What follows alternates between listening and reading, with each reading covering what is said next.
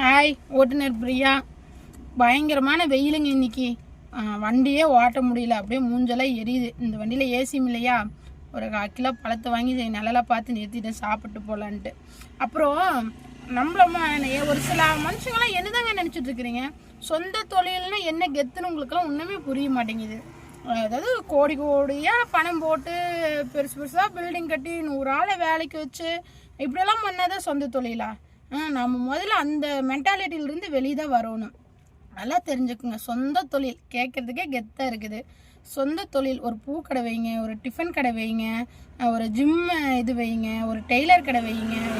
என்னமோ சொந்தமாக உங்களுக்கு என்ன வரும், உங்களுக்கு என்ன தெரியுமோ அதை செய்யுங்க. இல்லை அந்த மாதிரி ஒரு ஆக்டிங் டிரைவரை போங்க, ஒரு கார் வாங்கி ஓட்டுங்க. என்ன வேணாலும் நமக்கு என்ன வருமோ அதை சொந்தமாக செஞ்சுட்டு போயிட்டே இருக்கலாம். ஏன்னா நம்ம வேலை சொல்கிற இடத்துலையும் நம்ம தான் இருக்கணும், வேலை செய்கிற இடத்துலையும் நம்ம தான் இருக்கணும்.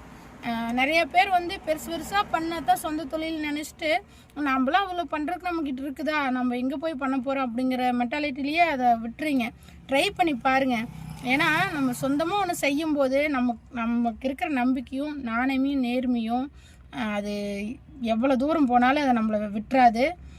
நீங்கள் செய்கிற தொழிலை சந்தோஷமாகவும் இஷ்டப்பட்டும் தெரிஞ்சும் நேர்மையாகவும் நியாயமாகவும் நீங்கள் செஞ்சீங்க அப்படின்னா அந்த கடவுளே வந்தால் கூட நீங்கள் முன்னேறதை தடுக்கவே முடியாது.